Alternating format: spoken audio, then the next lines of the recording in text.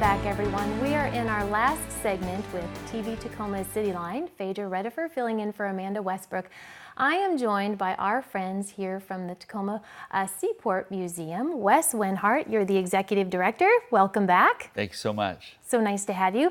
And Karl Schumacher, you are actually with WestRock Mill down on the Foss Waterway. Welcome. Right. Thank you. So Wes, it's time again. Everybody looks forward to MaritimeFest. It is the pinnacle water event where people flock to the shores of the Foss Waterway. Tell us a little bit about what you have in store this year. Sure. Well, we're really excited. It's the 26th anniversary of an opportunity to celebrate over 46 miles of coastline here in Tacoma, bringing together environmental groups, nonprofit, recreational groups, all to come down and celebrate the working waterfront here at the Foss Waterway Seaport, July 27th and 28th. From 10 to 5, we'll have boats on the docks, we'll have activities in the building, we'll be doing sailing with the little Walker Bay sailboats. It'll be a great celebration, and we've got some new things this year, which we're quite excited about. Can you tell us a little bit about those new things, and are they for the older generations, the younger generations? Who can participate? Sure. Well, you know, kids of all ages. We're going to bring back old-time favorites like mermaid tales. We've just happened to find a mermaid the other day, and she'll be reading storybook tales to children of all ages. We've got environmental booths on the docks. We've got pirates roaming, but we've also got a very new activity this year.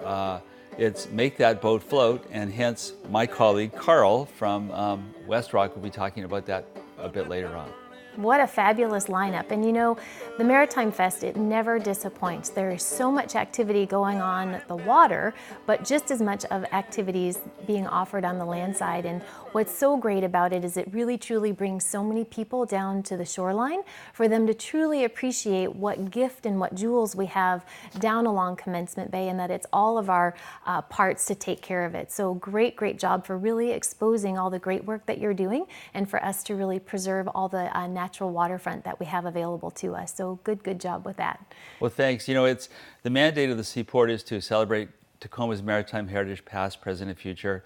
And we celebrated through 5 activities: museum exhibits, docks, a working boat shop, environmental programs, and lastly, we do events. And this is one of our most favorite and coveted events that we undertake. And we're celebrating the working waterfront, much like our colleagues, the longshoremen, and to get people down off the hillside, down to the water's edge, and build community on the waterfront. That's what we're all about. And you're doing a great job doing it too. Good for you. So Karl, you have started the program, the Float That Boat. Can you tell us a little bit more about that? I understand that we have a video that we might learn a little bit more too. Right. So, well, it's an idea that Wes and I started talking about. I was looking back through my emails, Wes, and it looks like about 2017 is when we first started talking about it. It's something that I had done at another mill that I worked at before coming to Tacoma. And it's real, the concept's real basic. You build a boat out of paper and float it against other people and see who sinks and see who floats and see who can go the fastest. Great, let's take a look at that video. I bet it's a little entertaining for all of us. Okay. Hi, my name is Karl Schumacher. I'm the environmental manager of the WestRock Mill here in the Tide Flats of Tacoma. Excited to be part of the MaritimeFest this year with the containerboard boat regatta for the first time.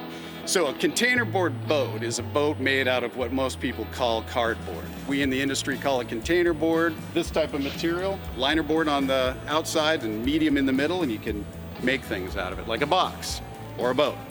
So the materials that you're gonna be given to make your boats are some sheets of uncut, unfolded containerboard.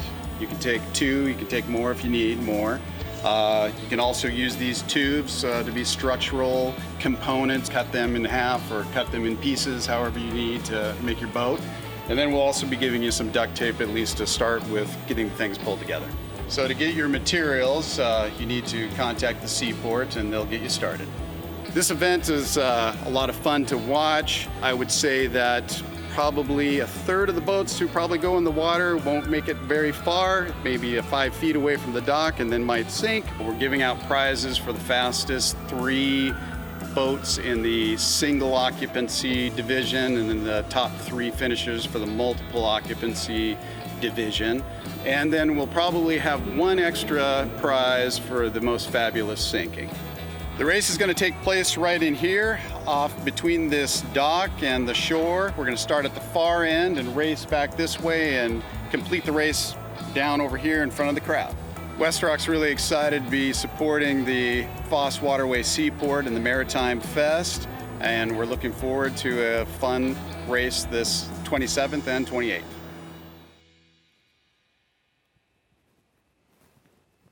Oh my gosh, that looks like too much fun. And I love the Vikings. I mean, they're really paddling. They're going at it, aren't they? Yeah, there's a lot of people who come there with a theme. My brother came with me a couple years ago. He shows up from Rutherford, New Jersey, so I made two pretty much identical boats, and we went to go race in Oregon together. And the one thing he did contribute were two matching captain's shirts and captain's hats, so we were able to, look more ridiculous while we were racing each other. I love it, because it's not just the part about building the boat, but it's also the fun of actually putting it out on the water and seeing how well your craftsmanship actually worked out. And That's I true. see that you brought some of the materials with you. Talk to us a little bit about what we're looking at. Well, so, each boat design usually starts with some sort of a concept that you have in your head, and we'll be supplying these sheets of container board or cardboard, what most people call it, and they're about 6 foot by 9 foot long. So it's kind of the same shape and size, or at least orientation of a normal sheet of paper. So you can take a piece of paper and kind of get your thoughts around how would I build this into one piece, one boat. And so I sat there one evening and sort of folded this together to kind of get my mind around how I'd build this boat. And so this is kind of looks like the boat that I built this summer. It's going to go in the water on the 27th and hopefully float. So some of the things that you end up getting is this is kind of an example of what the actual container board looks like, but much larger, obviously. And then this is the core that you can use for, structural, like across the boat, or maybe inside. You can cut it in half to use it to make sure that the boat doesn't bend. And then, of course, you get duct tape. So this is an important component of your container board boat. You need to make sure to tape the seams and make sure it's not leaking. You can do almost anything with duct tape, so I'm really excited to see that it's part of this boat building exercise, because you're almost assured that it's at least going to stay together when it touches the water, but who knows what happens afterwards. That's right. So, but we certainly don't want this to be a duct tape building contest, so Right. this is container board. This is all about the container. So I love the opportunity for young and old, whether it's one person who makes up a team or many people who make up a team. It's really about the creativity, the ingenuity, and certainly not to be forgotten, the fun of all of it. So when you see these boats coming down to the shore and they're getting put on the water, how successful are they actually floating, at least for a little bit, so that the person who created the boat actually feels successful, that they made a boat that floats, maybe even it's just for a few seconds? Yeah, that's probably the first and biggest challenge for sure, is getting in the boat. So you've built this boat on land, you've gotten in it, and you think, this thing is going to probably float, I probably should be okay. But now you're sticking it in the water and it's tippy, and you have to try to get yourself balanced into it and get in. So I'd say the majority are going to get off the dock, and they'll make it, into the water and go from there. I have seen one design from a coworker of mine that the boat looks a little bit like the Castaway raft. It's made out of tubes, and so hopefully it will float. We'll see. What a fun day for all. I think it's hysterical watching the video and just seeing people really a little bit afraid, huge smiles, and hopeful that their craft will make it the distance. That is super fun. And so with MaritimeFest quickly approaching, and as Wes said, it's July 27th and 28th, building a boat is a little bit of an undertaking. So what does somebody like me need to know if I'm going to take a stab at actually participating with Float That Boat?